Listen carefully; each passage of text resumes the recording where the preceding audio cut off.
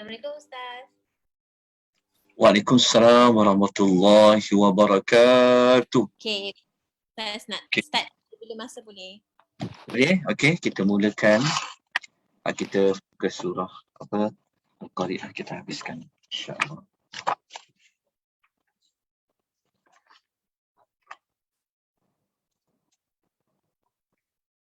Bismillahirrahmanirrahim.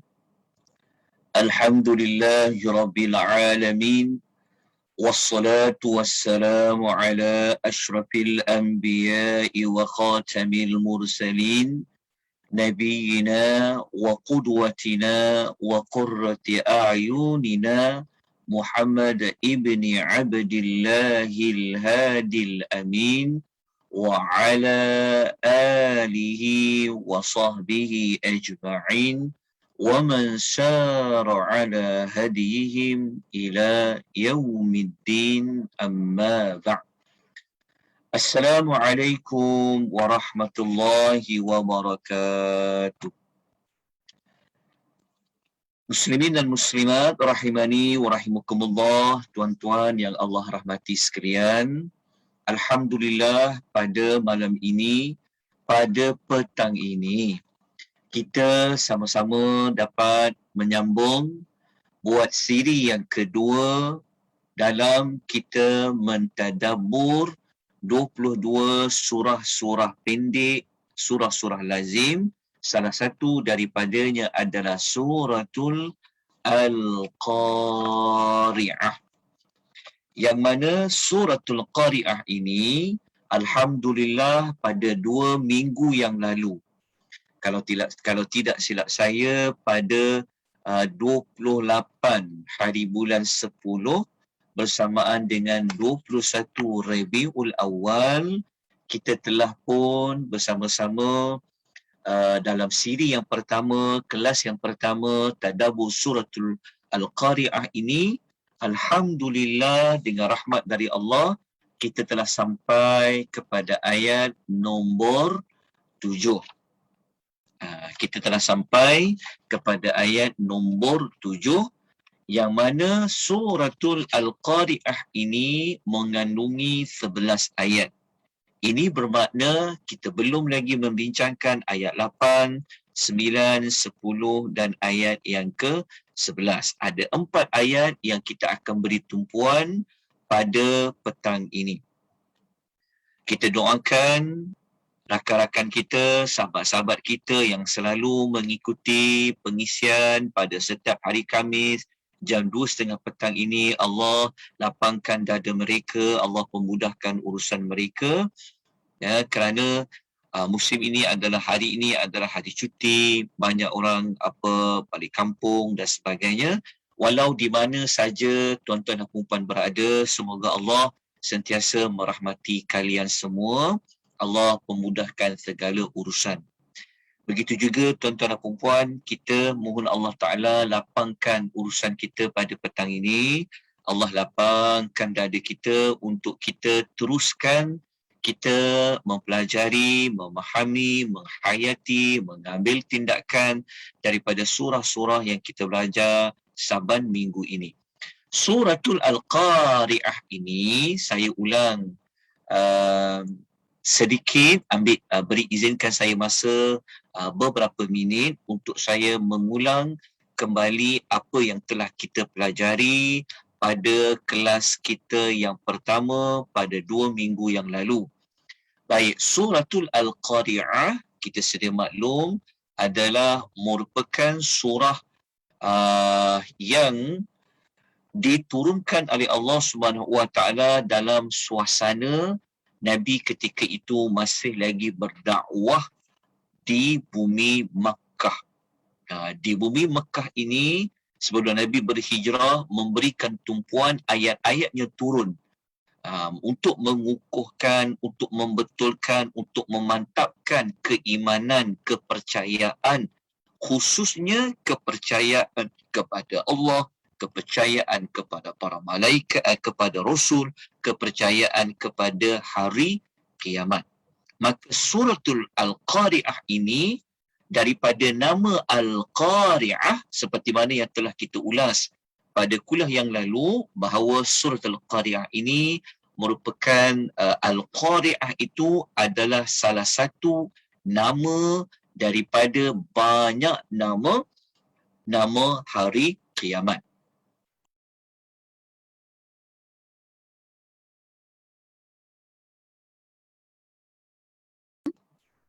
Pada kelas yang lalu, Putus-putus lah Ustaz. iaitu siri yang lalu, siri pertama, kita telah menyebutkan bahawasanya suratul Al-Qari'ah ini diulang perkataan Al-Qari'ah, Al-Qari'ah, Al-Qari'ah, Al-Qari'ah.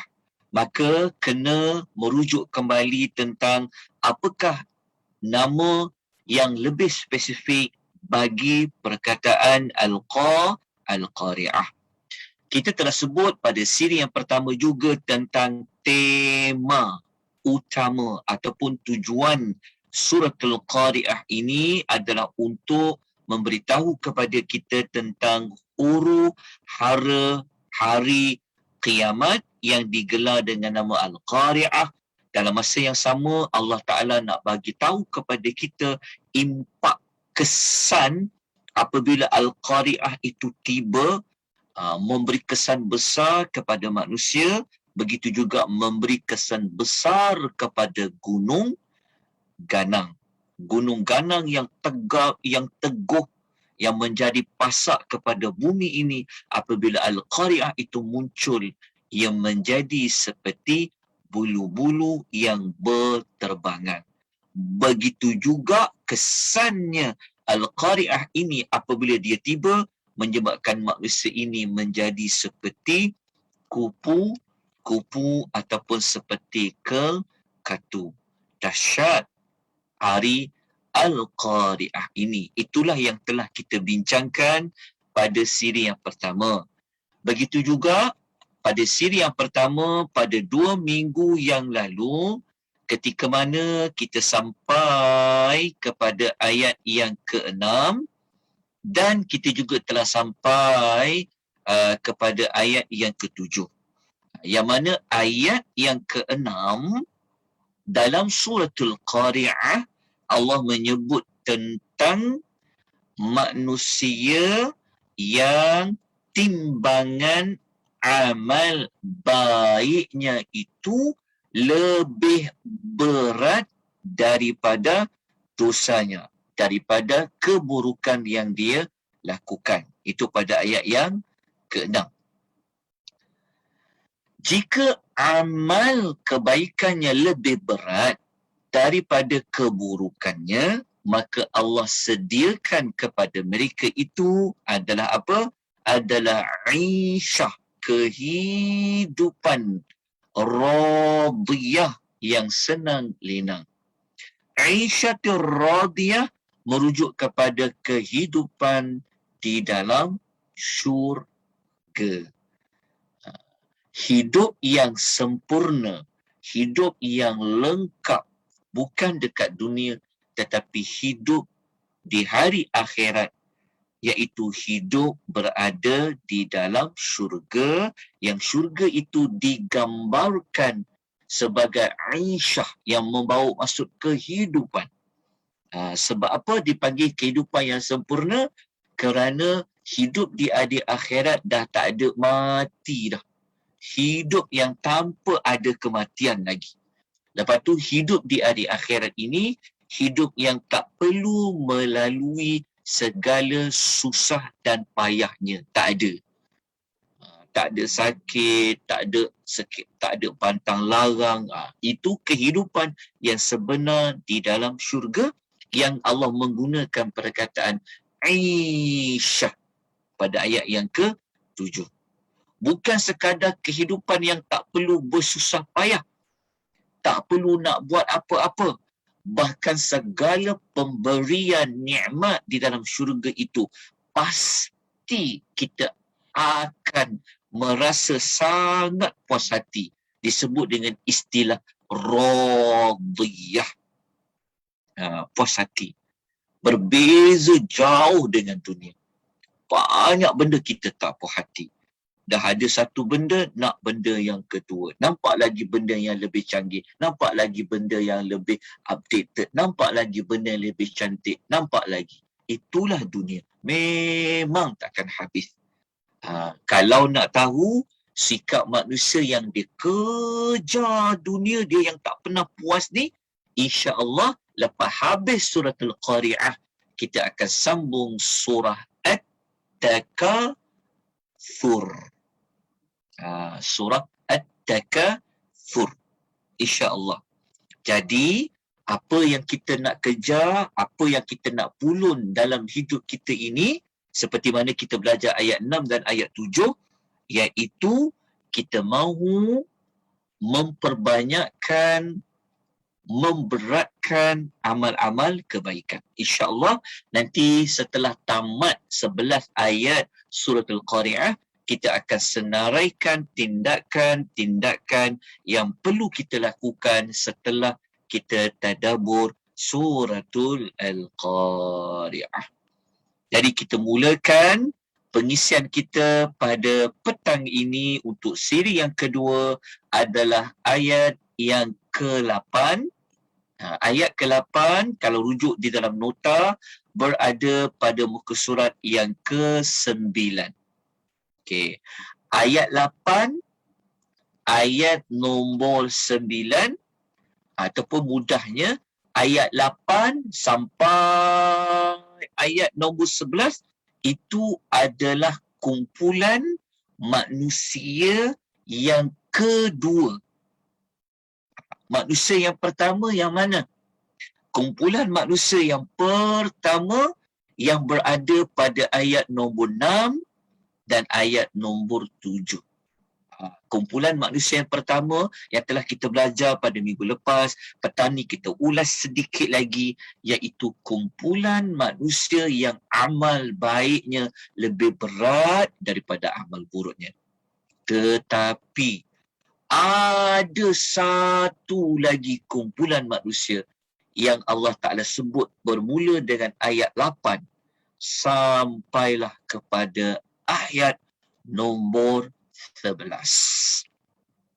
Moga-moga ayat nombor 8 sampai ayat nombor 11 surah Al-Qari'ah ini menjadi sempadan, menjadi satu pengajaran kepada kita untuk kita elakkan diri kita. Kita ada umur lagi, kita ada waktu lagi, kita ada kesihatan lagi Allah bagi. Kita tak mahu jatuh, tak mahu berada, tak mahu seperti manusia pada ayat nombor 8 sampai ayat nombor 11. Nak tahu mereka tu siapa? Apa mereka dah buat? Apa azab yang mereka dapat? Allah Ta'ala dah cerita lama dah di dalam Al-Quranul Karim. Sejak Al-Quranul Karim itu Allah turunkan. Ini bermakna suratul Qari'ah ataupun petang ini Allah bawa kita pergi masa hadapan. Allah bawa kita ke masa depan kita. Masa depan kita di mana? Masa depan kita di hari akhirat. Itulah kita punya masa depan. Masa depan yang kita nak kejar adalah masa depan di hari akhirat. Jadi kita ambillah sempadan, kita jadikanlah ayat-ayat yang nombor 8 ini menjadi satu titik tolak untuk kita berubah. Okey, ayat 8 tu tentang apa? A'udzu billahi minasyaitonir rajim. Wa amma man. Sebaliknya ataupun wa amma dan adapun man orang ataupun sesiapa khaffat yang ringan mawazinuhu timbangannya. Itu ayat 8. Ayat 8 cerita tentang ada manusia apabila ditimbang di hari akhirat amalnya, apa yang ringan.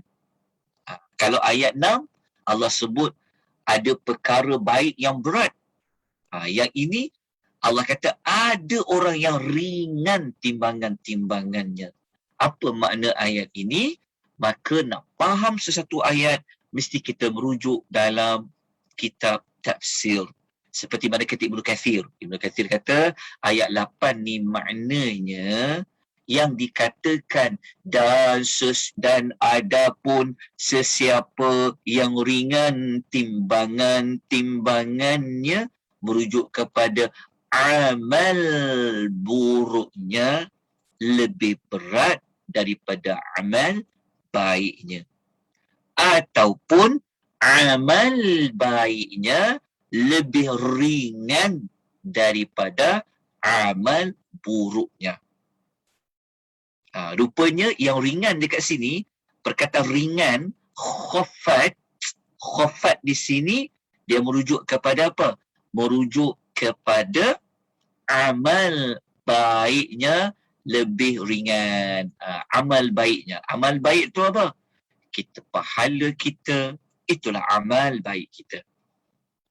Jadi, apabila Allah timbang di hari akhirat, ringan amal baiknya. Kalau ringan, apa yang lebih berat? Tentulah lebih berat daripada amal baiknya, tentulah lawan kepada amal baik, iaitu amal buruknya. Allah kata dia lebih ringan. Okey, Allah Ta'ala sahaja yang mengetahui tentang hakikat timbangan ini. InsyaAllah, sekejap lagi nanti kita akan bincangkan tentang bagaimana proses timbangan itu dia berlaku. Okey, dia berlaku tu maksudnya macam mana Allah timbang. Macam mana Allah Ta'ala tahu berat dia, amal baik tu berat, amal buruk tu berat. Apa yang ditimbang? InsyaAllah kita akan bincangkan sebentar lagi. Semua maklumat itu ada di dalam nota tersebut.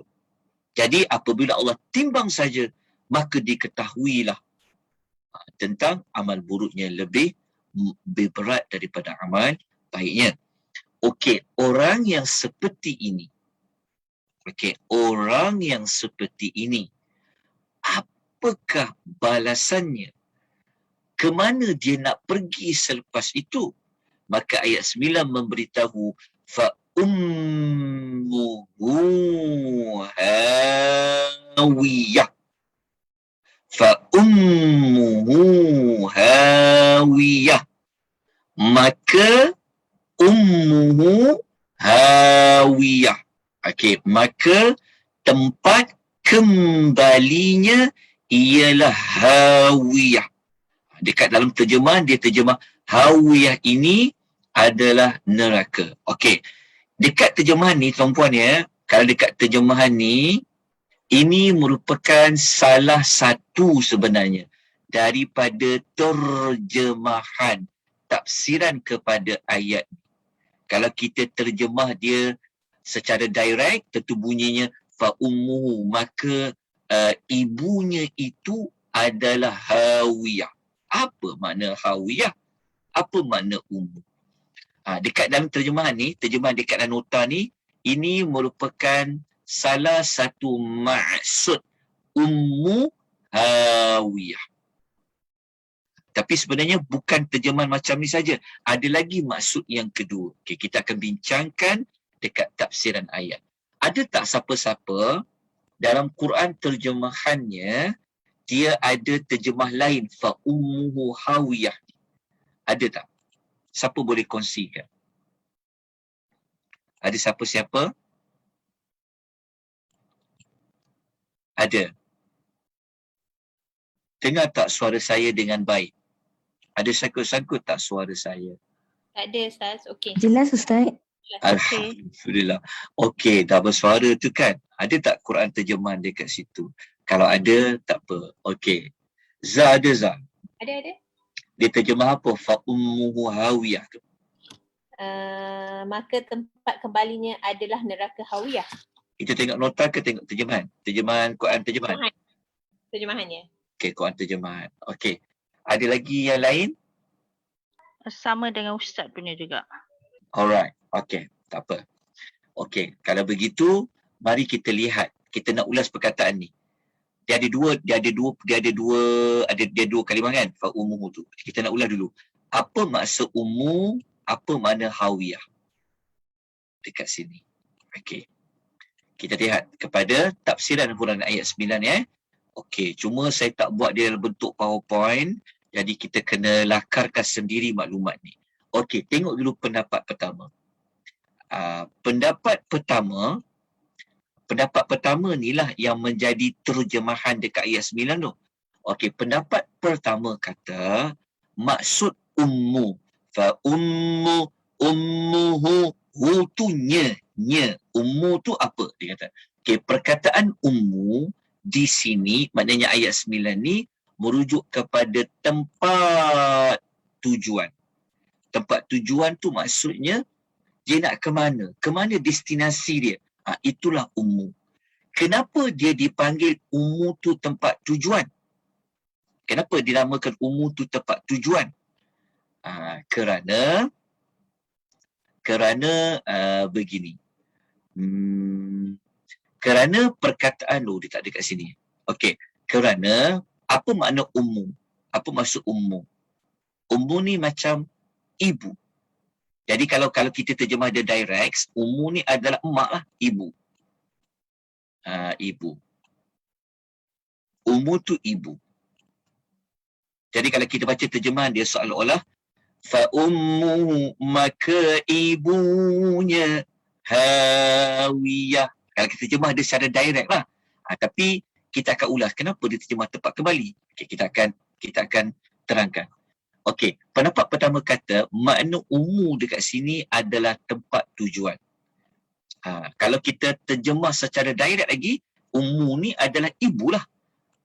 Kenapa diterjemah sebagai tempat tujuan? Kenapa ia terjemah sebagai tempat tujuan sedangkan dia merujuk kepada ibu. Nak menunjukkan bahawa kalau orang cari, dia akan cari apa? Dia akan cari ibunya. Betul tak? Rapatnya seorang itu kepada ibunya. Jadi ummu ni sebenarnya kalau kita terjemah dia secara harfiah, secara direct terus dia akan maksud ibunya. Tapi ibunya kat sini dikatakan hawiyah. Okey, ibu maka diterjemahkan sebagai tempat tujuan. Kan nak cari ibu, kita dengan ibu tak boleh nak dipisahkan. Jalan dekat situ. Okey, apa makna hawiyah? Hawiyah adalah salah satu nama neraka. Jadi pendapat pertama kata memang hawiyah ni dia memang salah satu nama neraka. Hawiyah. Tapi apa ummu? Ummu tadi tu diterjemah sebagai tempat kembali. Tempat kembali dia kat mana? Hawiyah. Hawiyah tu adalah neraka hawiyah. Okey, dapat faham kan dekat sini? Ini ada sebenarnya dekat terjemahan kita ni, ini adalah pendapat pertama. Para ulama menterjemahkan fa ummu tempat kembali, tempat tujuannya, destinasinya ke mana? Hawiyah. Hawiyah itu adalah salah satu nama neraka. Okey, kita lihat apa ulasan As-Sa'di. Imam Sa'di kata, dia kata iaitu tempat kembali dan tempat tinggalnya adalah neraka yang di antara namanya adalah hawiyah. Neraka bagi orang masuk neraka tu seperti ibu yang selalu menemaninya. Jadi seolah-olah kan, kenapa disebut tempat tujuan, tempat kembali? Nak menunjukkan bahawa neraka menjadi tempat mereka bertumpu. Tempat mereka ini akan selalu ditemani. Seperti ibu kan, dia tak nak jauh daripada anaknya dan sebagainya. Itu adalah ibu yang Allah katakan perkataan ibu itu kepada orang yang masuk neraka hawiyah. Jadi untuk lebih murnikan lagi terjemahan ibu tadi itu, dia ambil makna yang dari sudut ibu tu diterjemah sebagai tempat tujuan. Jadi masa yang sama nak menunjukkan bahawa yang akan selalu teman hidup je nanti di dalam neraka itu adalah apa? Adalah hawiyah. Iaitu neraka hawiyah. Okay, ini pendapat pertama. Jadi yang kita dapat dekat terjemahan ni, ini memang pendapat yang pertama. Tapi ada pendapat yang kedua. Pendapat kedua ni kuat juga pendapat ni. Okey, pendapat kedua kata, perkataan ummu dekat sini ia merujuk kepada otak. Kenapa dia merujuk kepada otak? Kerana otak akan menjadi perkara utama kan. Okey, apa makna hawiyah? Hawiyah berasal daripada perkataan hawaya yang bermaksud dilemparkan. Okey, kalau tadi kata hawiyah adalah nama neraka, itu saja. Tapi pendapat kedua kata, perkataan hawiyah ni kan dia ada huruf ni. Kan dia ada huruf ha, wa, ya. Huruf ada ha, wa, ya. Okey, apa makna hawiyah tu? Kalau kita tengok pada pendapat pertama, mengatakan hawiyah ni maknanya dilemparkan. So macam mana kita nak fahamkan ayat itu, fa ummuhu hawiyah? Kalau kita ambil pendapat kedua, terjemahan dia macam maka otaknya dilemparkan. Apa maknanya? Okey, kita tengok dulu ulasan muka surat nombor 10. Okey. Tengok dulu perkataan hawi ya. Kita nak tengok perkataan hawi ni maknanya dilemparkan. Okey. Lempar tu baling lah. Lontar dia, baling dia. Okey. Kenapa Tuhan kata fa ummuhu hawiyah? Okey, hawiyah tu dilemparkan. Okey, kita tengok dulu hadis Okey, begini. Ada hadis Nabi, okey, yang Nabi guna perkataan ni. Nabi guna perkataan yahwi, yahwi, yahwi. Apa makna yahwi? Yahwi tu maksudnya telah dilemparkan. Okey, perkataan yahwi sama tak dengan perkataan hawiyah? Hawiyah. Sama. Okey. Kalau kita baca hadis ni, Nabi gunakan perkataan yahwi, cerita tentang batu yang telah dilemparkan. Ini cerita batu, kalau Allah Ta'ala nak lemparkan dia dalam neraka, batu tu kalau dia nak jatuh adalah 70 tahun. Maksudnya faham tak? 70 tahun baling batu baru akan sampai ke dasar neraka. Jadi Nabi guna perkataan yahwi kat sini. Perkataan yahwi dekat sini, dia merujuk kepada apa? Merujuk kepada dilemparkan batu. Dalam konteks hadis ni, maksudnya batu yang dilemparkan ke dalam neraka. Jadi kalau kita guna perkataan dilemparkan dalam konteks ayat ini, maksudnya apa yang kena lempar? Apa yang kena lempar? Okey. Kalau kita baca ulasan Ibnu Katsir, atas sekali, buku surat nombor 10 tu, Ibnu Katsir mengatakan, ada ulama yang mengatakan ayat nombor apa tadi? Ayat nombor 9 ni, dia kata merujuk kepada dia akan jatuh ke neraka Jahannam dengan kepalanya berada di bawah. Kepalanya tu apa? Kepalanya itulah perkataan ummu tadi tu. Otak tadi tu. Maknanya kepala dia. Kalau lempar, kepalanya ke bawah, kakinya ke atas. Jadi perkataan hawiyah tadi maknanya dilemparkan. Siapa yang kena lempar? Orang yang masuk ke dalam neraka, dia akan dilemparkan. Macam mana dilemparkan? Kepalanya ke bawah, kakinya di atas. Ini adalah pendapat Ibnu Abbas Ikramah. Okey, kita tengok ulasan Syanqiti kat sini. Okey, Syekh Al-Syanqiti, Muhammad Al-Amin Al-Syanqiti rahimahullah, beliau kata hujung kepala berada di dalam dasar neraka Jahannam. Ini disebabkan dicampakkan ke dalamnya dalam keadaan kepala berada di bawah dan kedua kakinya berada di atas. Sama seperti yang telah kita ulas ni lah. Okey, jadi awak yang pening sangat ni. Jadi kita boleh ambil dua-dua makna ni. Kalau kita gabung makna satu, pendapat yang kedua dengan pendapat pertama, maknanya apa? Maknanya, kalau kita gabung pendapat satu, pendapat dua, maknanya, okey. Ambil yang ni betul, maka tempat kembalinya ialah neraka hawiyah. Okey. Kalau kita ambil pendapat kedua, dia akan membawa makna macam mana dia nak kembali ke neraka hawiyah. Caranya macam mana? Kepalanya dilemparkan, kakinya ke atas, kepalanya akan menjunam ke bawah. Masuk ke dalam neraka hawiyah, caranya dilempar, dibaling, kepalanya ke bawah, kakinya ke atas, menjunam, dia jatuh ke dalam dasar. Apabila dijatuhkan ke dasar, dia masuklah tempat kembali neraka hawiyah. Jadi dua-dua gabungan makna ni boleh kita buat kombinasi lah.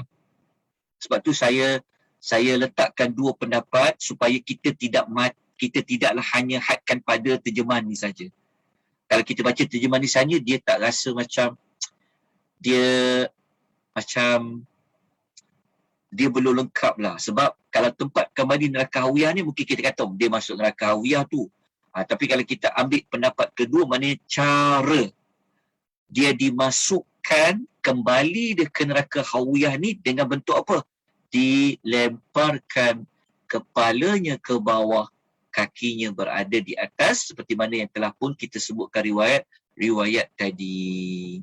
Itulah maknanya fa ummuhu hawiyah. Okey. Jelas? Ada pertanyaan tak dekat ayat nombor 9 tu? Sebelum kita lanjutkan dengan ayat nombor 10. Boleh. Ada pertanyaan apa-apa? Suara saya jelas ya, sebab saya hujan. Di kawasan sini dia hujan. Okey. Ada nak tanya apa-apa? Ada persoalan? Ada. Jelas tak? Jelas Ustaz? Jelas Ustaz. Jelas. Alhamdulillah. Petang-petang ni. Kan? Okey, tak apa. Kalau jelas, okey, kita sambung lagi ayat ke-10. Okey, ayat ke-10 ni, dia masih topik yang sama ayat 8 dengan ayat 9 tadi. Cuma ayat 10 ni, Allah Ta'ala nak perincikan kepada kita macam mana dikatakan hawiyah tu. Macam mana dikatakan hawiyah itu yang bentuknya kepalanya dilemparkan ke bawah, kakinya ke atas kan, terjunam jatuh ke dalam hawiyah itu. Maka ayat nombor 10 dengan ayat nombor 11 Allah nak memperincikan tentang neraka hawiyah tu macam mana bentuk dia.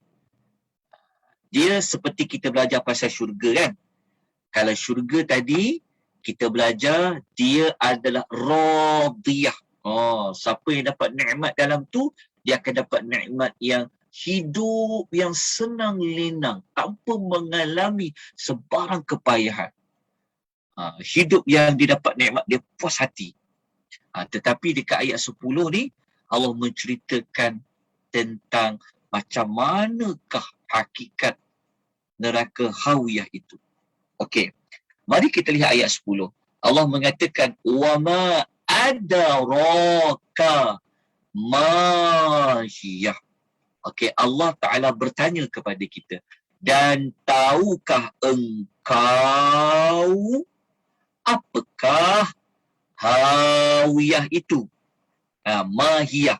Mahiyah ni sebenarnya merujuk kepada neraka hawiyah. Adraka ma hiyah. Dia kalau ikutkan, dia ada huruf apa? Hawiyah tadi. Dia kan sepatutnya ada huruf hawi kan. Tapi kenapa disebut hiyah? Hiyah je. Kat sini. Kalau ikutkan sini kan, wa ma adraka ma hawiyah kan? Patutnya hawiyah. Tapi kenapa Allah guna hiyah? Hiyah. Ini dipanggil kaedah meringkaskan. Sepatutnya apa? Hawiyah. Tapi dia tak baca hawiyah, dia ringkaskan, dia kata hiyah, hiyah. Dia macam kita ada orang namanya Halimah lah. Orang tak nak panggil Halimah, orang panggil apa? Limah. Contoh. Begitu juga sepatutnya ayat tu adalah hawiyah, tapi diringkaskan menjadi hiyah. Hiyah. Okey. Sebab itu dekat terjemahan, dia terjemah hawiyah. Ini di antara kaedah meringkaskan perkataan tu. Okey. Ayat nombor 10 ni Allah Ta'ala tanya, dan tahukah engkau apakah neraka hawiyah itu? Allah tanya. Okey. Ayat 10 ni, style ayat 10, cara ayat 10 ni, dia sama macam ayat yang kita pernah belajar 2 minggu lepas, yang Allah bertanya tentang apa? وَمَا أَدْرَاكَ مَا الْقَارِعَةُ. Dia sama macam ayat nombor 3 dengan ayat nombor 4. Okey, dia panggil guna kaedah bertanya. Okey, kenapa Allah Ta'ala tanya kepada kita? Korang tahu tak apa tu neraka hawiyah? Kenapa Allah bertanya? Okey, ayat nombor 10 ni maknanya apa? Pertanyaan ini adalah untuk menggambarkan, menampakkan, nak bagi jelas kepada kita betapa dahsyatnya neraka hawiyah itu. Bukan Allah Ta'ala tanya untuk macam kita bagi jawapan. Tetapi Allah Ta'ala tanya ni dalam bentuk kata, tahu tak korang semua apa tu neraka hawiyah? Allah bertanya tu sebenarnya untuk nak jelaskan kepada kita dahsyatnya neraka hawiyah itu. Allah menggunakan kaedah pertanyaan. Okey, kita lihat ulasan Syekh Abu Bakar Jabil Al-Jazairi dalam tafsir Al-Aisar. Dia kata apa? Pertanyaan ini untuk mengingatkan akan bahayanya, dan tidak ada yang lebih bahaya daripada neraka hawiyah yang merupakan tempat manusia mendapat kesengsaraan dan kerugian. Jadi, kita boleh garis kat sini. Isi point dia, nak mengingatkan akan bahayanya. Ataupun kita kata untuk menggambarkan betapa dahsyatnya. Boleh ambil 2 ayat tu lah. Boleh ambil 2-2 maklumat ni. Yang pertama, untuk Allah Ta'ala nak jelaskan dahsyatnya neraka hawiyah tu. Ataupun Syekh Sa'di kata apa? Nak mengingatkan kita tentang kebahayaannya siapa-siapa yang dilempar masuk ke dalam neraka hawiyah.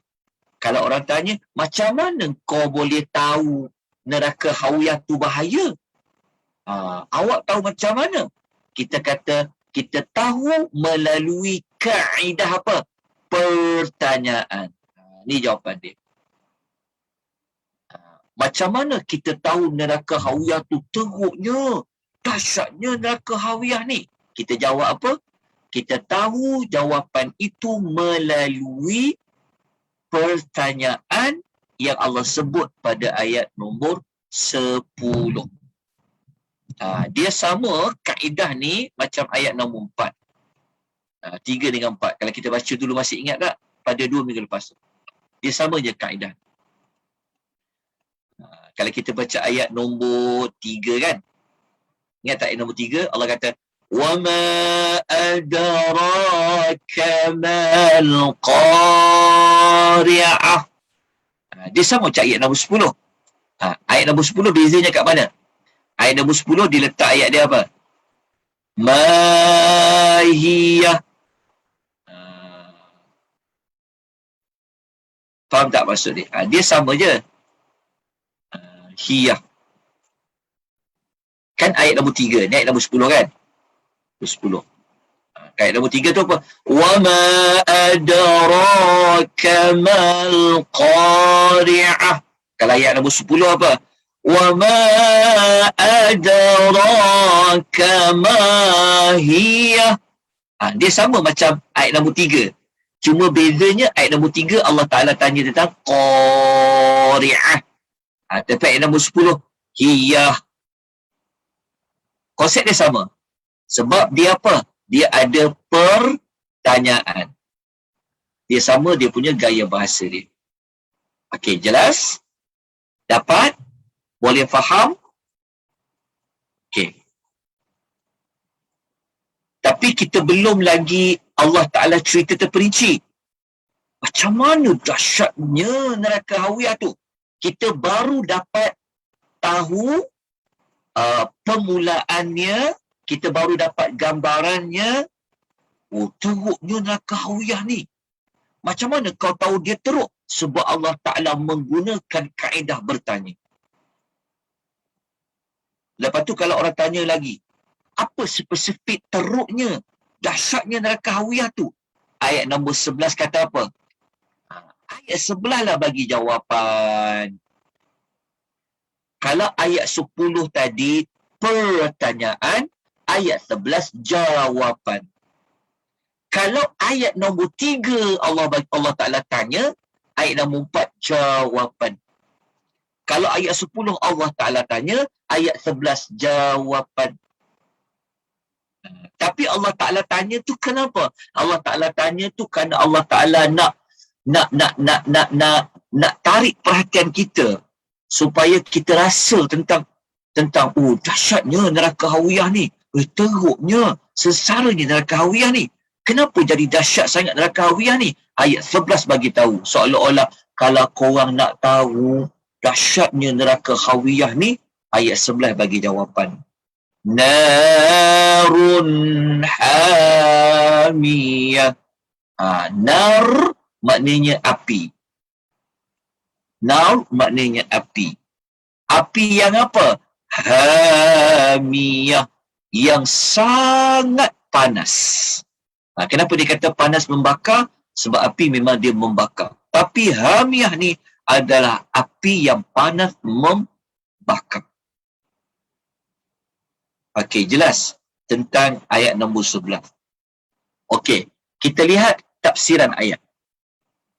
Okey, kalau ikut Asy-Syanqiti dalam tafsir Adwa' al-Bayan, dia kata Hawiyah adalah tingkatan neraka yang paling bawah. Tetapi ingat, apa yang dinukilkan oleh Syekh Asy-Syanqiti ini tidak berdasarkan kepada mana-mana hadis yang boleh kita pegang secara mu'tamad bahawa itu adalah tingkatan neraka paling bawah. Tak tahu, wallahu alam. Ini hanya pendapat.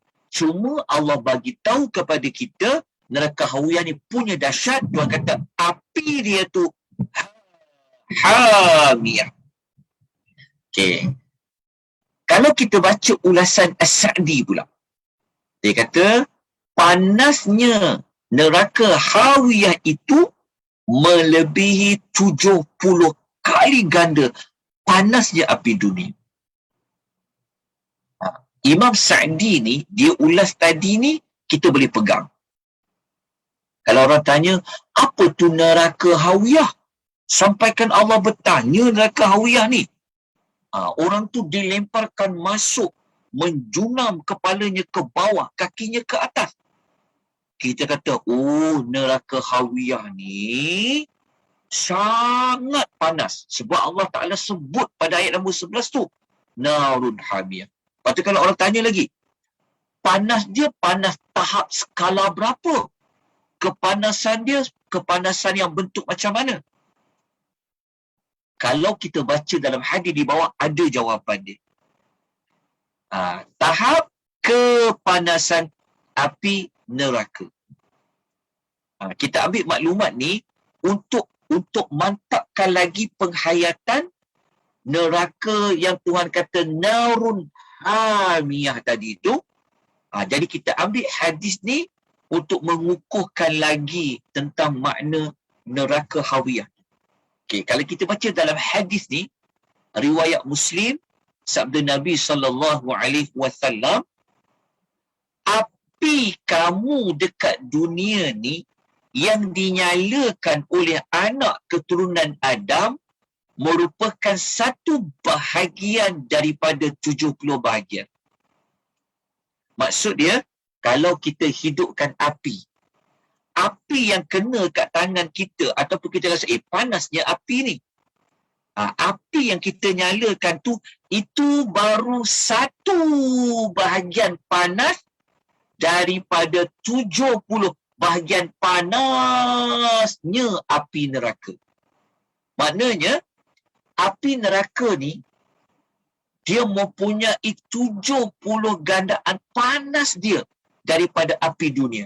Api dunia tu satu daripada 70 tu.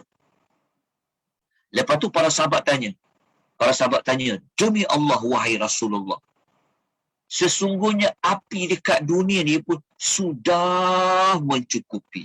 Maksud dia apa?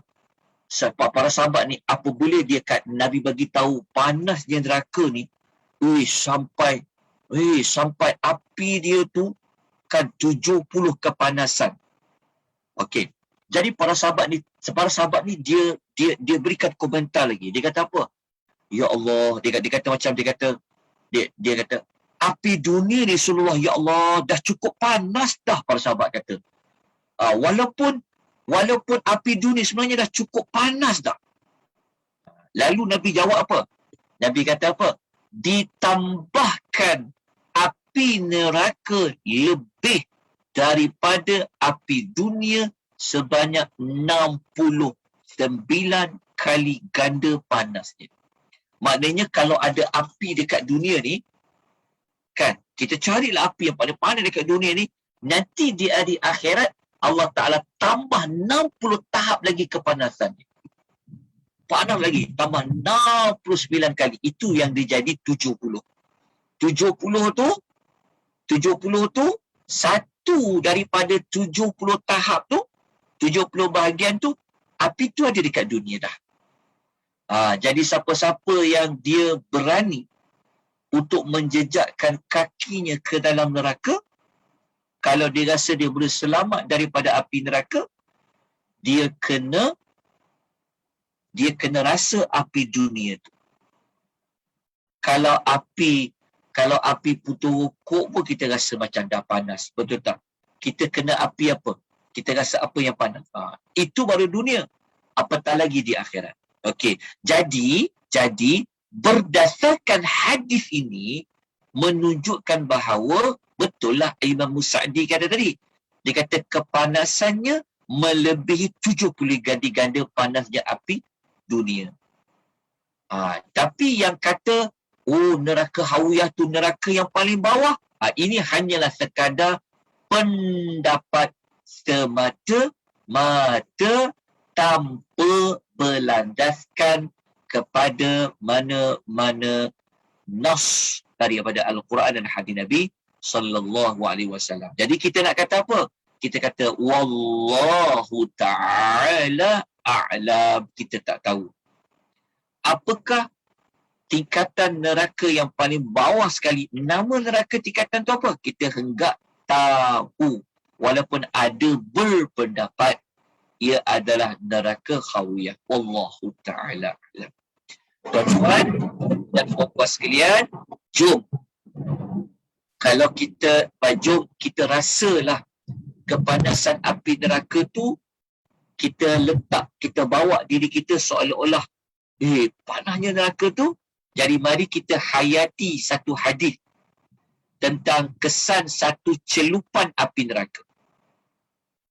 Okey, mari kita hayati hadis ni untuk menambahkan lagi rasa takut kita untuk kita dimasukkan oleh Allah ke dalam api neraka.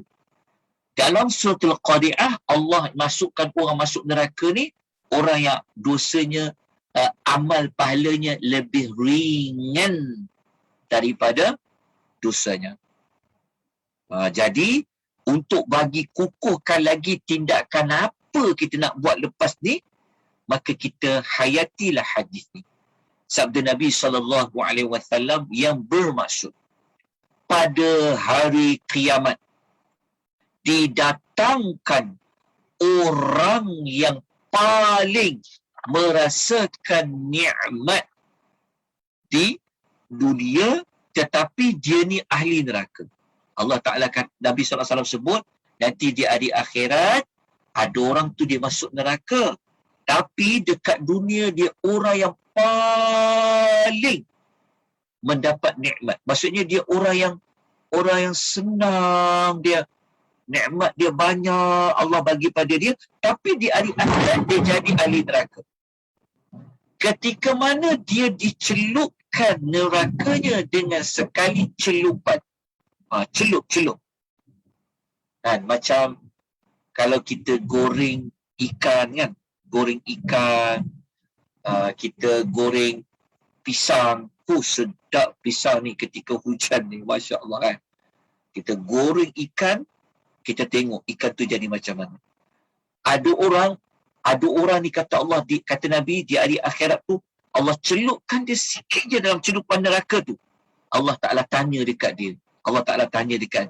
Wahai anak Adam, dia kata, apakah kamu pernah mendapat sesuatu kebaikan? Sedangkan dia dekat dunia apa? Dialah orang, kata Nabi, orang yang paling mendapat nikmat di dunia. Maknanya ada orang hidup dekat dunia tak susah dia. Senang dia. Dia tak pernah lapar ke, mungkin dia tak pernah tak cukup duit ke, senang je hidup dia. Tetapi dia jadi ahli neraka. Ketika Allah celupkan kakinya dalam api tu, Allah Ta'ala ingatkan dia. Kau dulu dekat dunia pernah rasa nikmat tak? Pernah dapat kebaikan tak? Dia jawab apa? Dia kata tidak. Dia kata apa? La wallahi ya Rabbi. Tidak demi Allah ya Rabb. Hadis riwayat Muslim. Kita faham tak maksud hadis ni? Dapat hayati tak? Maknanya kita bayangkan kesan satu celupan api neraka, dia rasa azab api tu dicelup sikit saja dalam neraka tu, dia rasa nikmat yang pernah dia dapat tu rasa macam tak pernah dapat. Kenapa? Kerana beratnya azab di hari akhirat. Kita jelaskan hadis ni. Nak menunjukkan bahawa dahsyatnya beratnya neraka hawiyah ni. Okey, jelas dari situ kan? Kalau kita dah jelas, maka nanti senang kita nak pergi pada tindakan dia. Apa kita nak buat? Okey. Marilah kita sama-sama pergi kepada tindakan selepas kita nak tadabbur dia. Okey, maksud dia, apa yang kita nak kena buat sekarang? Setelah kita faham dalam suratul Waqi'ah ni, okey, ada dua kumpulan manusia. Ada yang amal baiknya lebih apa? Lebih berat daripada dosa. Ada kumpulan manusia amal baiknya lebih apa? Lebih ringan daripada dosa dia. Okey. Beratnya amal ni, dia bukan tengok pada banyak. Kita jangan ingat banyak, of course jadi berat. Tak, belum tentu. Formula di hari akhirat, dia bukan bergantung kepada beratnya orang tu. Meter dia kalau kita timbang, beratlah meter dia. Bukan. Kalau macam dekat dunia, kalau kita nak ukur berapa berat, tengok kepada kg dia lah berapa. Betul tak? Di hari akhirat tak. Kalau kita timbang gula, kan, nak beri berapa kilo? 2 kilo. Jadi, lagi banyak gula tu ditambah, lagi beratlah meternya boleh pergi jarum dia kepada 2 kilo. Di hari akhirat tak macam tu. Saatnya kita sebut. Di hari akhirat, dia bukan bergantung kepada beratnya sesuatu, banyaknya sesuatu. Kita jelas tak? Contohnya kita sembahyang setiap malam qiyamulai 11 rakaat. Contoh, tiap-tiap malam kumpul 11 campur, lepas tu timbang. Kalau kita ikut formula dunia, makin banyak tentulah makin berat. Tapi akhirat tak macam tu. Akhirat tidak seperti itu. Tuan-tuan, waktu kita belajar tentang ayat pasal gunung, ayat nombor 5 kan, gunung yang kukuh, gunung yang punya besar tu, suatu qari'ah boleh menjadi seperti bulu yang berterbangan. Tetapi amal yang kita buat sikit, dia boleh memberatkan amal kita lebih berat daripada gunung. Ni kita kena belajar untuk sesi pada petang ni. Target kita, kalau kita nak buat amal, adalah amal yang boleh memberatkan timbangan. Jadi, kita dah habis dah sebenarnya 11 ayat ni.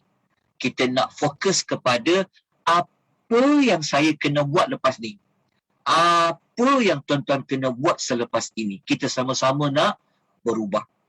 Mungkin selama ni kita duk target banyak. Tapi belum tentu banyak tu dia berat. Target kita nak memberatkan timbangan amal baik kita. Macam mana nak beratkan timbangan amal baik kita?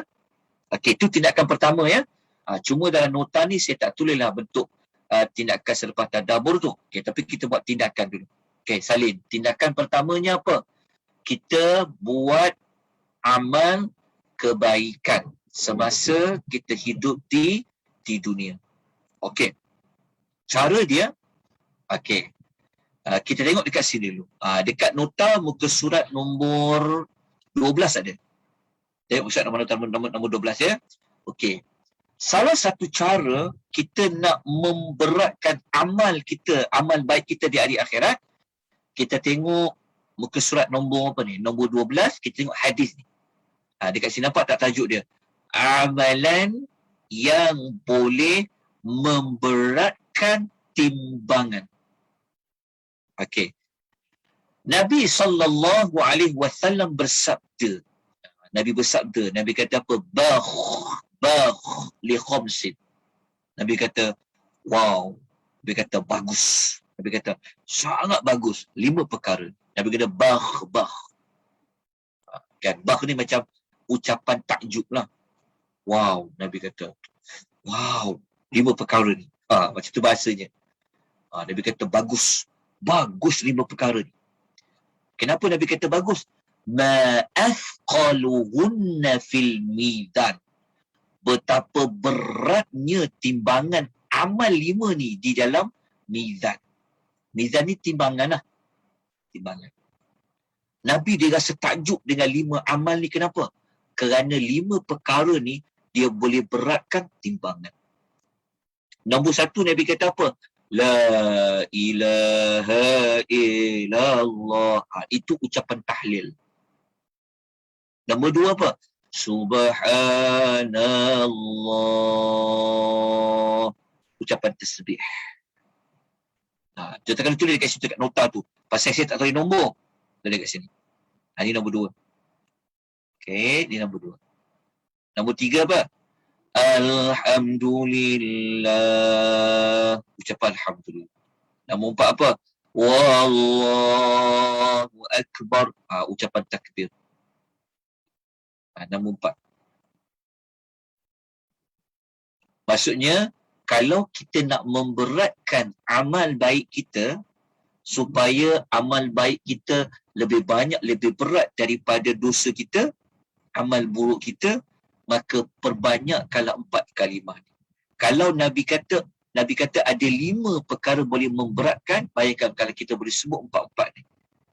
Kita kata subhanallah, alhamdulillah, wa la ilaha illallah, wallahu akbar. Ulang. Daripada KL nak balik ke Perlis. Ulang. Subhanallah, walhamdulillah, wa la ilaha illallah, wallahu akbar. Daripada KL tu nak balik Johor Bahru tu. Dia ulang 4 kalimah tu. Dia akan memberatkan timbangan, dia akan berat. Nampak macam simple kan? Mudah je. Tapi pada maknanya, pada pengertian dia tu sangat besar. Dan yang kelima Nabi kata apa? Nabi kata yang kelima, wal waladus salihu yutawaffa lil mar'il muslim fayahtasibu.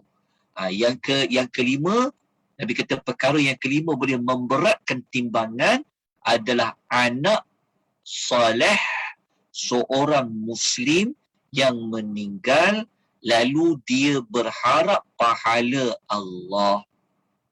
Maksudnya kes seorang bapa ataupun ibu. Dia ada anak yang soleh, menyenangkan dia, anak yang soleh. Tiba-tiba Allah Ta'ala ambil nyawa anak soleh dia tadi tu. Di atas ujian musibah dia tadi, dia mengharapkan pahala dari Allah. Dia sabar, diharapkan pahala oleh Allah Subhanahu wa Ta'ala, maka dia boleh memberatkan amalnya. Macam kisah, kita tahu kan, kes yang terbaru ni, kes seorang pelajar di Universiti Pertahanan kan, yang dia mati. Dia mati akibat distreka kan, seorang pelajar di Universiti Tentera kan. Ada beberapa kawan-kawannya akhirnya telah membunuh siapa namanya, saya lupa namanya, Zulfarhan. Zulfarhan kan. Satu-satunya anak dia yang sangat diharapkan oleh kedua ibu bapanya. Kita tak kata kita berpegang kepada fakta mahkamah bahawa pesalah-pesalah tersebut membunuh tanpa niat lah. Kita peganglah, ambil kita, itu mahkamah kata macam tu. Tapi kita nak fokus kepada kalaulah bapanya, kalaulah ibunya. Kita susah nak sebut kan. Kalau kita tengok video tu kita pun nak menangis kan. Anak harapan, anak yang soleh. Tapi kalau bapanya sabar, mengharapkan pahala oleh Allah atas ujian tersebut, maka ibu dan bapa Zulfarhan tersebut berpotensi untuk amal baik mereka itu Allah Ta'ala beratkan. Disebut dalam hadis riwayat Al-Imamu An-Nasa'i. Jadi, marilah sama-sama kita ambil manfaat daripada 5 perkara ini. Terutama ucapan La ilaha illallah, subhanallah, alhamdulillah, Allahu akbar. Tapi belum habis lagi. Ada lagi cara. Macam mana kita nak memberatkan timbangan amal kita. Saya minta tuan-tuan buka muka surat nombor 13. Tengok surat nombor 13. Dekat sini. Ambil hadis ni. Dia sama macam hadis tadi. Cuma dia ada perincian lagi. Dekat sini. Jumpa tak? Atas sekali tu. Dekat sini. Hadis ni kita pun biasa pernah dengar. Hadis tu yang Nabi kata apa? Nabi sebut dalam hadis dia. Nabi SAW bersabda, kalimatani khafifatani alal lisani. 2 kalimah yang ringan ke atas lidah. Maknanya senang nak sebut. 2 kalimah ni. Saqilatani fil mizani. Ini dalil dia. Berat 2 kalimah itu dalam timbangan. Nabi kata mula-mula ada 2 kalimah senang nak sebut. Lepas tu Nabi kata ada 2 kalimah berat dalam timbangan. Nombor 3 Nabi kata apa? Habibatani ila Rahman. Amat disukai dua kalimah itu oleh Allah yang Maha Penyayang. Lepas tu Nabi sebut dua kalimah tu apa? Subhanallahil azim. Subhanallahi wa bihamdih. Kalau nak mulakan Subhanallahi wa bihamdihi Subhanallahil azim pun boleh. Mana-mana pun tak apa.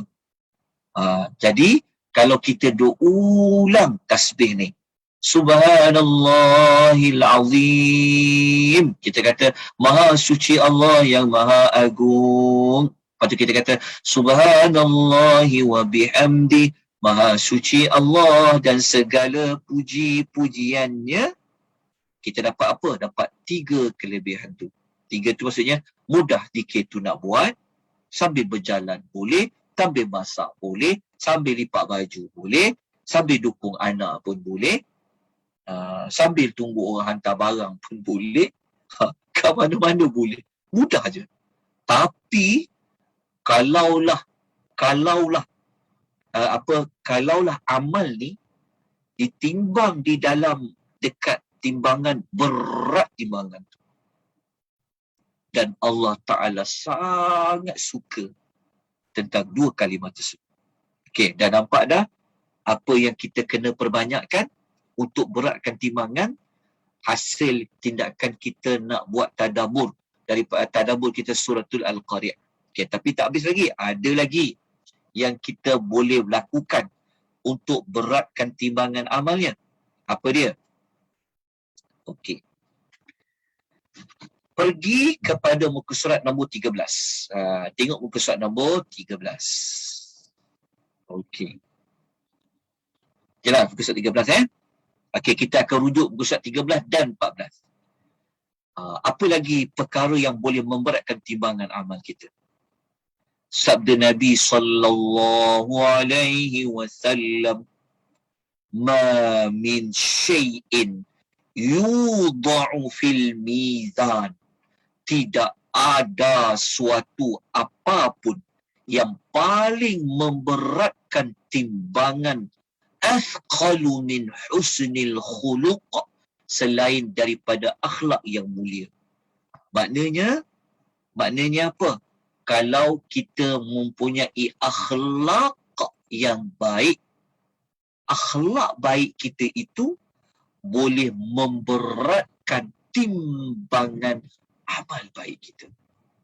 Kalau tadi lebih kepada apa? Lebih kepada zikir kan? Ya, ini pada akhlak, pada sikap kita. Okey. Lepas tu Nabi sambung lagi. Ni kelebihan orang ada akhlak baik. Nabi kata lagi, Nabi sebut dalam hadis, Nabi kata orang yang berakhlak baik itu dapat mencapai darjat orang yang rajin puasa dan rajin solat. Masya Allah. Kita faham tak maksud hadis ni? Maknanya kalau kita ada akhlak baik, kita boleh menyamai orang yang rajin puasa, rajin solat. Mungkin kita tak rajin puasa sunat, mungkin kita tak rajin nak buat solat sunat, tapi akhlak kita baik, kita boleh menyamai orang yang rajin puasa, orang yang rajin solat. Kita bayangkan. Tetapi kalau nak hebat lagi, rajin puasa, rajin solat, akhlak baik, memang betul-betul hauliau. Macam itulah. Yang tu. Tapi kita dapat belajar apa? Akhlak yang baik. Okey. Apa tu akhlak yang baik? Kita dah nak berubah dah. Bermula petang ni, kita nak baiki akhlak kita. Supaya nanti kalau kita mati, kita dibangkitkan di hari akhirat, timbangan baik kita tu biar mencacak, naik, melebihi amal buruk kita. Apa tu akhlak yang baik? Kata Al-Hasanul Basri. Akhlak yang baik tu dia kata apa? Dia kata adalah al-karamu. Dia kata seperti bersikap pemurah. Wal bidlatu, berkorban. Apa lagi? Walihtimalu, dia tabah. Dia cekal dia. Okey. Kalau ikut Asy-Sya'bi pula, Asy-Sya'bi ni semua tabi'in kata. Asy-Sya'bi kata, apa tu akhlak yang baik? Dia kata al-bidlatu, berkorban. Korban. Hidup ni memang perlu kepada pengorbanan. Korban, dahulukan orang lain, pentingkan orang lain, bantu orang lain, korban. Kan? Korbankan kehendak kita kadang-kadang, kan, punyalah kita nak taat suami kita, kita terpaksa korbankan cita-cita kita. Kadang-kadang.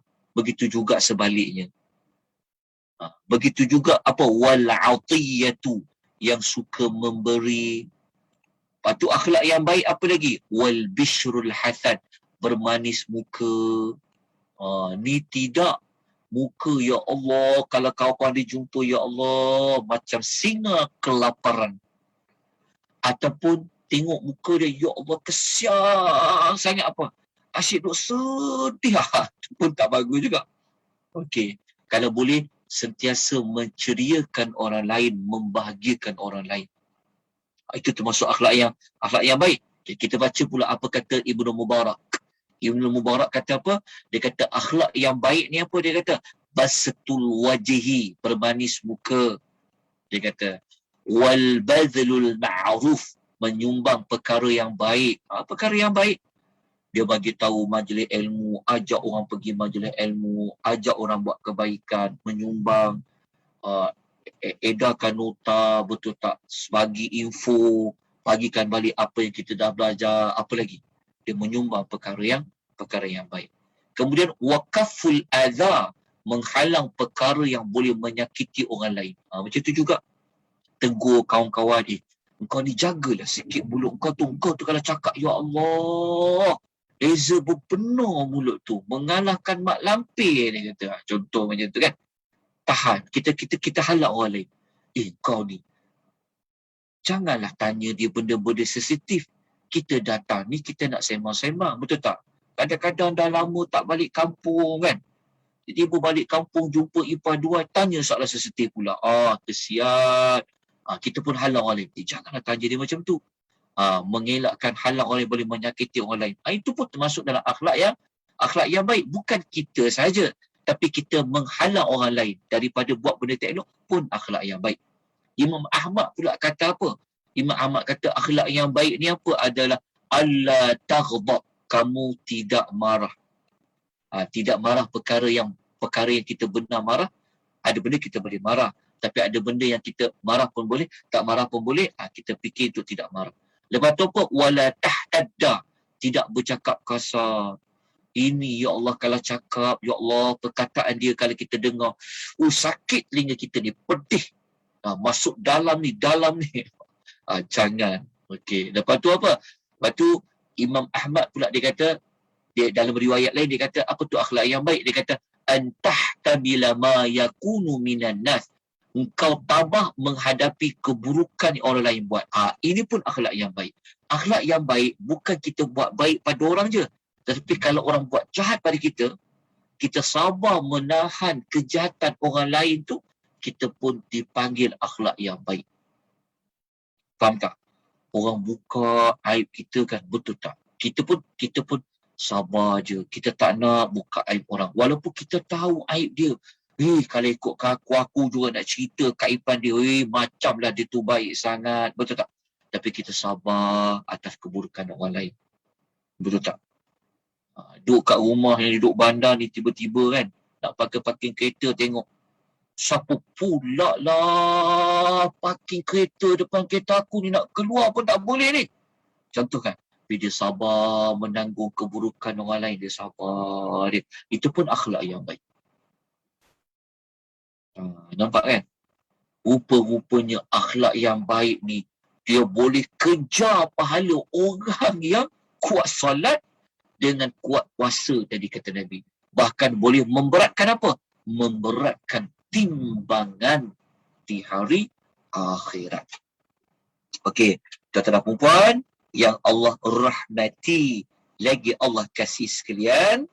Okey, kita dah sebut tadi bahawa nak memberatkan timbangan bukan tengok pada banyak, tetapi pada kualiti dia dan sebagainya. Okey, saya nak tunjukkan tuan-tuan satu hadis lagi. Satu hadis lagi, sikit lagi boleh ya. Okey, kita tengok kisah seorang yang badan dia Masya Allah sihat walafiat. Tengok hadis tu. Ada hadis tu. Muka surat ni. Muka surat nombor 15. Jom buka muka surat nombor 15. Ada kat nota. Tengok muka surat nombor 15 kat sini. Cuba tengok kat sini. Ni. Okey. Hadis Nabi kata apa? Sabda Nabi SAW. Nabi kata apa? Innahu la ya'ti rajulul 'azimus saminu. Nabi kata ada seorang lelaki besar dia, badan dia, gemuk dia, kan, akan datang pada hari kiamat nanti. Tetapi apabila Allah timbang dia, dia punya amal kebaikan dia tidak melebihi berat sayap seekor nyamuk. Apa makna dia? Kita bayangkan. Nak berat timbangan tu bukan tengok kepada beratnya orang. Sampaikan Nabi bawa kata apa? Ni cerita benar Nabi sebut ni. Ada orang nanti badannya besar, tapi Allah timbang dia, nak tengok kebaikan dia tu tak melebihi sayap seekor nyamuk pun. Tuan bayangkan. Kalau kita tangkap nyamuk kan, cuba kita timbang, bergerak tak jarum tu? Habis nanti nyamuk gigit kan, ataupun tangkap lalat lah mudah kan. Kita ambil sayap dia tu, kita timbang. Alah, penimbang yang dekat rumah tuan-tuan dan perempuan tu kan, tambah-tambah lagi yang nak jaga-jaga badan tu tiap-tiap hari timbang kan, berlari, jogging, naik treadmill ke apa, timbang setiap hari berapa berat aku. Berat-berat tu, timbangan tu, ataupun pergi kedai pinjam sat. Makcik nak pinjam sekejap, boleh tak timbang ni, nak buat apa? Makcik nak timbang sekejap. Nyamuk ni berapa berat dia? Besok nak ketawa ke kita, mana nak berat. Tetapi di hari akhirat, Nabi kata, ada orang amal dia ni tidak boleh nak timbang tu, tidak melebihi berat sayap seekor nyamuk. Nak menunjukkan. Okey, ada satu lagi tau, hadis menarik lagi ni. Hadis ni kisah Abdullah bin Mas'ud. Abdullah bin Mas'ud ni tuan-tuan ya, dia ni betis dia ni sangat kecil. Betis dia kan. Satu hari Abdullah bin Mas'ud ni dalam riwayat mengatakan dia panjat pokok. Tiba-tiba dia jatuh, berdebuk dia jatuh. Para sahabat gelakkan dia. Gelakkan kerana kelakar tengok dia kurus kan. Lepas tu kaki dia kecil je, jatuh daripada pokok. Lepas tu Nabi cakap kepada sahabat. Nabi kata apa? Nabi kata, ata'jabuna min diqqatis saqaihi. Nabi kata, awak apa yang mengherankan kamu terhadap kecil kedua betis dia tu? Sampai kamu tergelak-gelak tu. Nabi kata apa? Fawalladhi nafsi biyadihi lahuma fil midani afqalu min Uhudin. Nabi kata apa? Demi Allah yang jiwaku berada di tangan, sesungguhnya kedua-dua betis Ibnu Mas'ud itu, kalau diletak dalam timbangan Allah, lebih berat daripada gunung Uhud. Kita dapat faham tak hadis ni? Maknanya, kedua betis Ibnu bin Mas'ud ni, kalau Allah timbang betis dia tu, timbang pula sebelah dia gunung Uhud. Gunung Uhud tak boleh lawan timbangan beratnya betis dia yang kecil tu, yang pada jatuh pada pokok yang sahabat tengok. Bukan betis tu sebenarnya nak menunjukkan bahawa amal dia. Kita jelaskan, faham tak maksud dia? Sebab itu amal ni dia bukan tengok pada banyak, tapi dia tengok pada kualiti amal. Ikhlas. Kan? Ikhlas amal tu. Buat betul ikut sunnah Nabi. Kita dah banyak kali ulas dah. Ingat balik nota ataupun apa yang kita bincang dekat suratul Asri. Kita dah kata dah.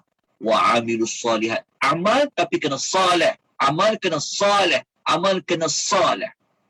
Bukan banyak, tapi salih. Dah jelas ya?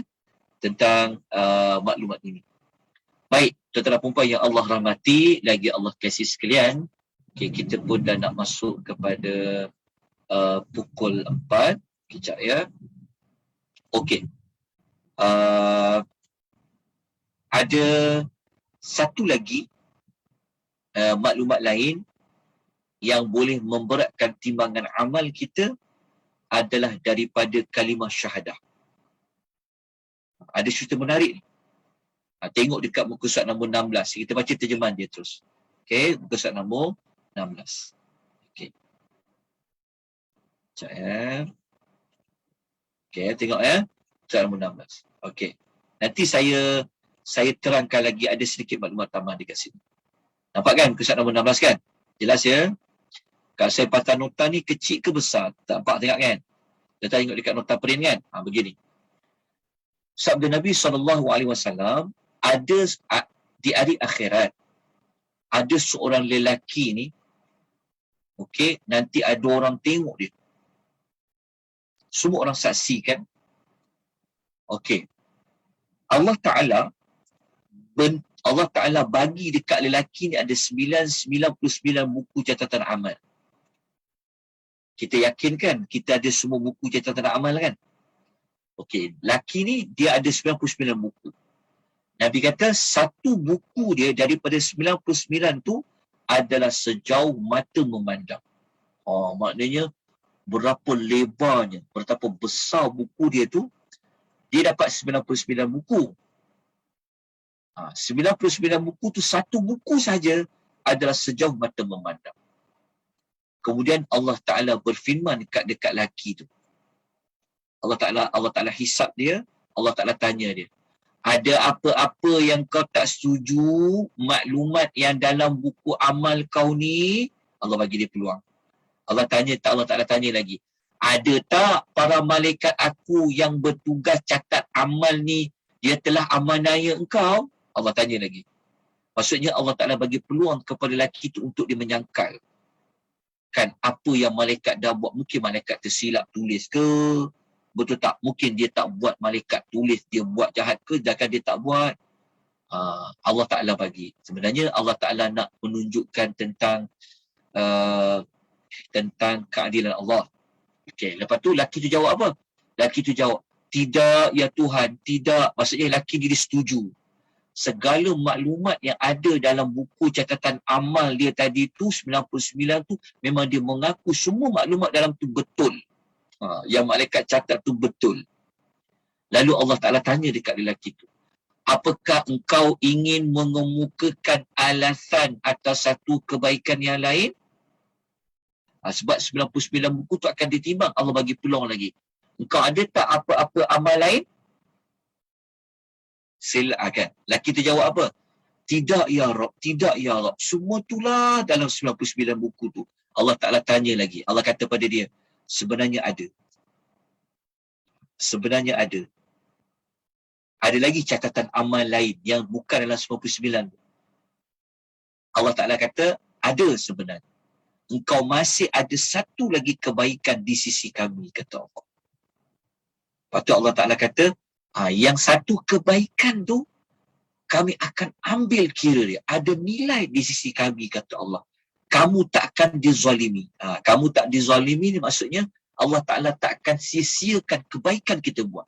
Contoh kan, kalau kita ada buat kebaikan 1000, kan, Allah Ta'ala tak tinggal ke semua tu. Kecil ke, banyak ke, sikit ke, Allah Ta'ala akan ambil kira. Macam kita dah belajar surah Zalzalah sebelum. Allah Ta'ala kata, engkau takkan dizalimi. Dizalimi itu maksudnya, kalau dia buat baik, Allah akan kira semua kebaikan. Kalau dia buat benda buruk, sekadar yang dia buat je. Kalau dia tak buat dosa, Allah tak kira lah. Jadi, Allah Ta'ala pun bawa keluar, ada satu bitaqah. Bitaqah ni kertas kecil. Kertas kecil yang dalam kertas tu tertulis apa? Tertulis kalimah syahadah lah. Aku bersaksi bahawa tiada Tuhan selain Allah. Aku bersaksi bahawa Muhammad itu adalah hamba dan pesuruh Allah. Kemudian Allah Ta'ala kata pada lelaki tu. Allah Ta'ala kata, sekarang kertas kecil ni yang ada kalimah syahadah ni aku timbang dengan catatan amal kamu. Lelaki tu jawab apa? Tengok tuan-tuan, lelaki tu sendiri dia tahu jawapan dia lah. Pada sangkaan dia cakap apa? Ya Rabku, dia kata, alah, kertas kecil ni kalau nak ditimbang lawan dengan 99 buku catatan amal ni, manalah boleh lawan. Itu pandangan lelaki tu. Allah Ta'ala cakap apa dekat dia? Allah kata, engkau takkan dizalimi. Maksudnya Allah Ta'ala kata, tak, engkau amal yang kalimah syahadah yang dalam buku kecil tadi tu, kertas kecil tadi tu, tetap akan ditimbang, tetap akan diberikan ganjaran. Lalu, rupa-rupanya, didapati buku-buku 99 tu lebih ringan daripada kertas kecil itu pula lebih berat. Contohnya macam ni lah. Contoh ada satu kertas resit kecil kan. Nak ditimbang dengan buku-buku contoh kan. Adalah buku apa? Buku resepi, buku macam-macam lah. Buku kan, buku cerita, apa-apa, timbang. Lepas tu lawan letak sebelah dia resit. Kita beli resit yang kita nak resit kita keluarkan untuk sedekah contohlah. Timbang. Tentulah jawapan dia buku tu lebih berat daripada kertas tu. Ataupun kita ambil handphone kita lah, letak. Lepas tu lawan dengan resit. Mana lebih berat? Tentulah handphone kan. Macam lelaki ni, 99 buku dia, yang satu buku sejauh mata memandang, tiba-tiba ada satu kertas kecil saja. Tapi dalam kertas kecil itu tercatat kebaikan di ucapan syahadah tadi tu boleh lawan daripada 99 buku amal dia tu. Lepas tu disebutkan tiada sesuatu pun yang lebih berat daripada nama Allah Subhanahu wa ta'ala. Maksud dia kalimah syahadah tadi. Kita jelaskan maksud dia. Maknanya tuan-tuan puan nak menunjukkan bahawasanya, ya Allah,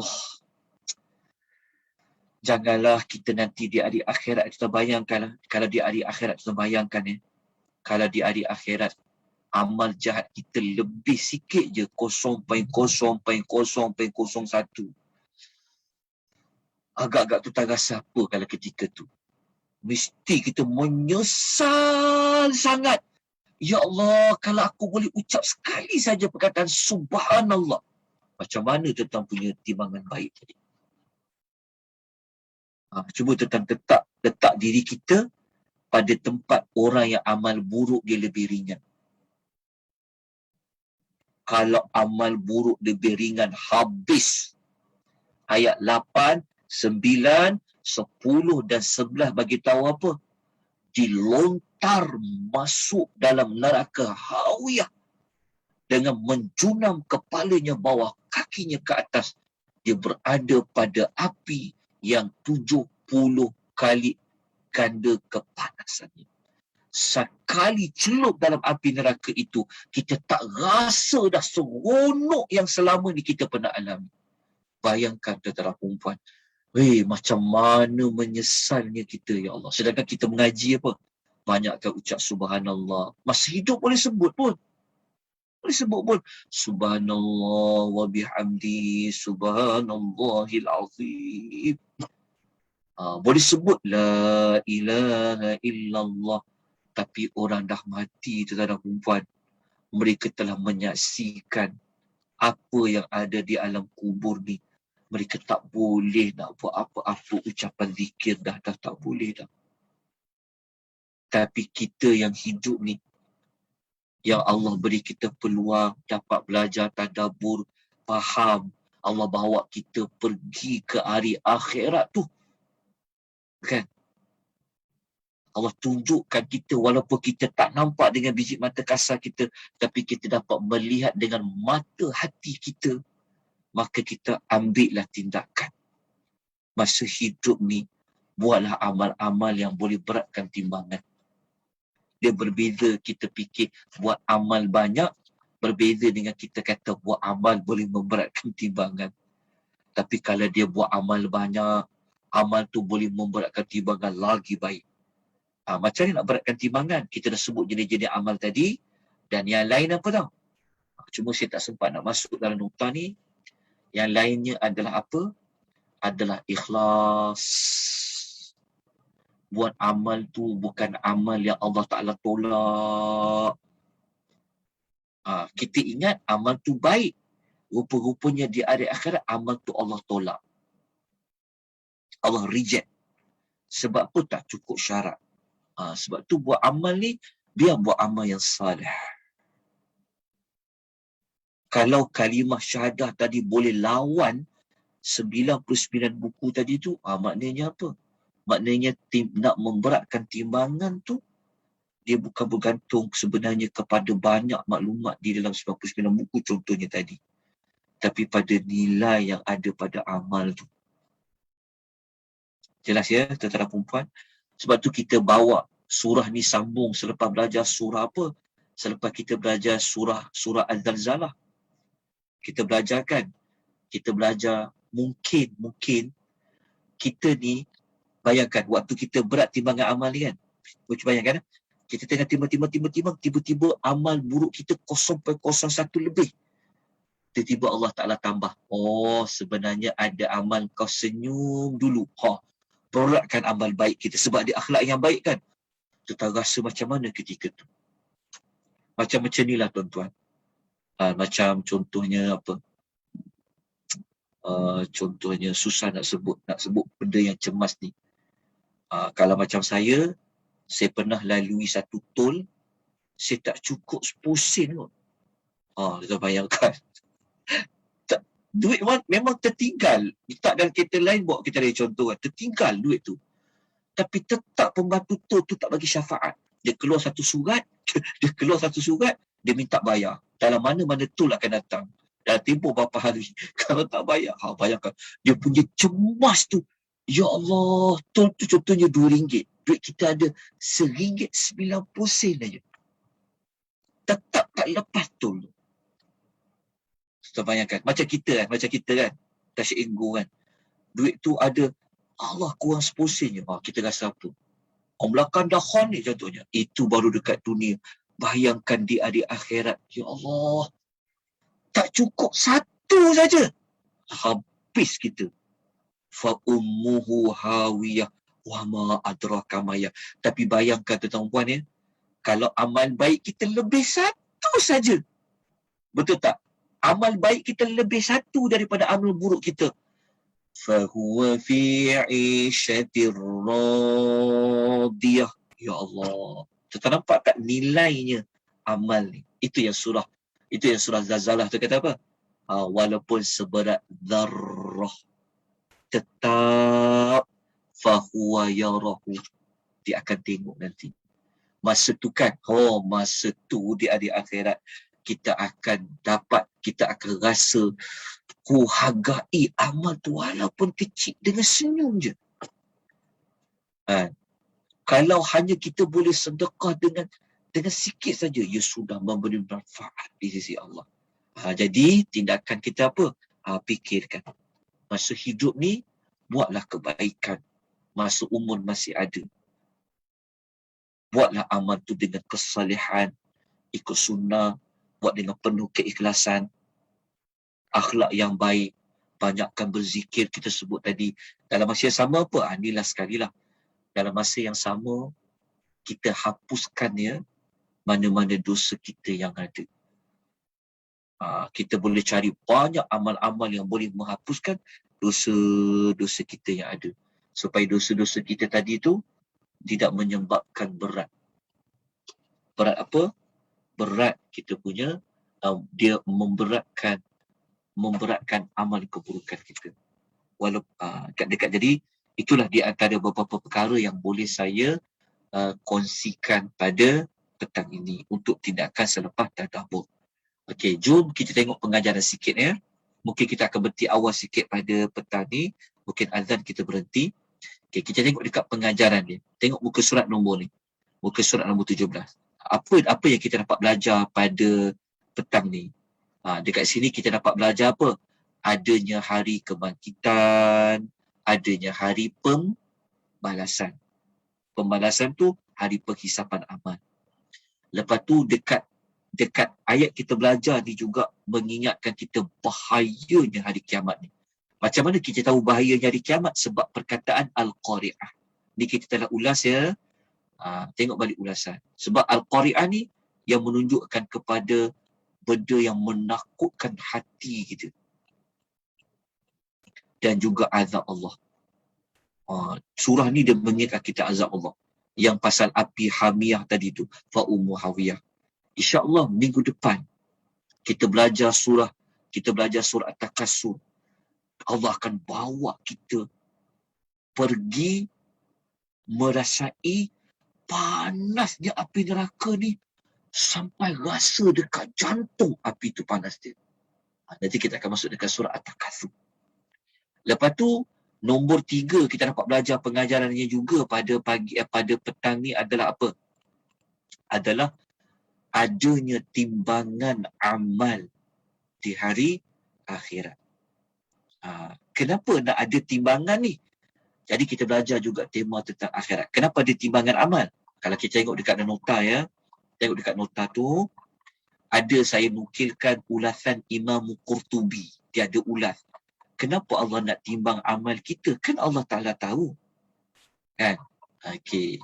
Kita baca dekat sini. Dekat sini. Dekat muka surat nombor ni. Muka surat nombor ni. Nombor 7. Ya. Nombor 7. Nombor 7 ni apa? Imam Qurtubi kata. Imam Qurtubi pun dia menukilkan para ulama kata, apabila amal yang telah dilakukan hisab, maka proses berikutnya adalah timbangan amal. Maknanya, timbangan amal adalah situasi setelah Allah hisab amal kita. Amal kita tu Allah Ta'ala kira, Allah Ta'ala dah hisab dah kira mana boleh terima, boleh terima, lepas tu Allah timbang. Kenapa nak timbang tu? Timbang tu bertujuan untuk apa? Memberikan balasan. Memberikan balasan tu maksudnya, kalau macam balasan lah, okey, kalau kau berat amal kau ni berapa, nak bagi nikmat dia berapa.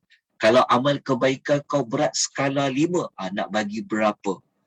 Allah Ta'ala saja yang akan memberi balasan tu. Okey. Oleh kerana itu, kata Imam Qurtubi, sepatutnya timbang tu dilakukan selepas hisab. Hisab amal bertujuan untuk mengira jumlah amal. Hisab tu kira amal mana yang boleh terima, amal mana yang tak boleh terima. Tu kena belajar juga. Sebab tu dekat surah Al-Zalzalah kita belajar, semua kita buat walaupun sebesar zarah Allah kira kan kebaikan. Allah kira sebesar zarah. Sikit Allah kira. Itu dekat perhisapan. Tapi daripada kira tu nak bagi balasan apa yang setimpal melalui timbangan. Jadi sebab tu Qurtubi kata apa? Timbangan ni bertujuan untuk mengetahui kadarnya agar balasan selari dengan kadar amalnya. Jadi kalau orang tanya, apa hikmah amal kita ditimbang oleh Allah? Kata Al-Imam Qurtubi, timbangan amal di hari akhirat berfungsi untuk melihat apakah balasan yang sesuai, yang setimpal dengan amal yang dia buat. Tapi Allah Ta'ala saja yang tahu. Okey, ingat ya, Allah Ta'ala boleh bagi lebih, Allah Ta'ala boleh bagi balasan yang Allah Ta'ala saja yang mengatakan. Tapi kita belajar hikmah timbang tu begitu. Jadi kalau ikut Imam Qurtubi, dia kata hisab mesti buat dulu. Lepas hisab baru timbang. Jadi kita dapat belajar dekat pengajaran tadi. Okey, Kita masuk dekat pengajaran ini lagi, nombor 4. Okey. Seharusnya seorang hamba tidak mensia-siakan satu kebaikan dalam hidup dia walaupun kebaikan tu kecil je. Kenapa? Kerana kebaikan tu walaupun dia kecil, dia akan ditimbang di hari akhirat, boleh menjadi sebab beratnya timbangan kebaikan. Dan apabila berat, selamat dia daripada api neraka. Macam kita sebut tadi itulah. Okey. Dan yang kelima, dekat sini kita dapat belajar manusia tu nanti akan menjadi dua kelompok.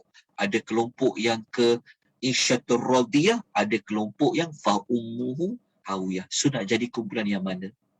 Fikir-fikirkan, tepuk dada, tanyalah iman kita. Waktu kita belajar nak baiki diri. Kita belajar nak tengok yang mana perlu top up, yang mana kita perlu tambah baik. Kita belajar adalah untuk menambahkan rasa takut lagi pada Allah. Kan apabila takut tu ada, maka dia akan push kita supaya kita rajin untuk buat amal. Apabila takut tu ada, takut kita untuk kita buat dosa. Jalan ni adalah pada belajar. Lagi banyak kita tahu, lagi banyak kita tahu kekurangan diri. Lagi banyak kita tahu apa yang perlu kita buat. Lagi banyak kita tahu tentang apa yang sepatutnya kita buat. Itulah fungsinya kita belajar tadabbur surah-surah yang biasa kita baca. Jadi kalau minggu depan kita belajar surah baru, surah At-Takatsur. Minggu depan berapa bulan ya? Sebab saya takut saya terkena jadual training saya, cicak ya.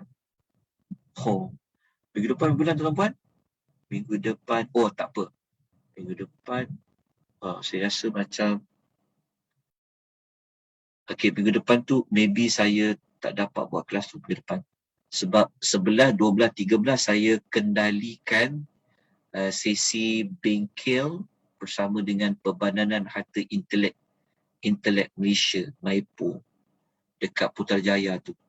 11, 12 dan 13. Jadi minggu depan tu kita tak dapat nak buat kelas. Jadi kita habiskan surah Al-Qari'ah ni, alhamdulillah dah habis, dah selesai. Kita tahu kita nak buat apa.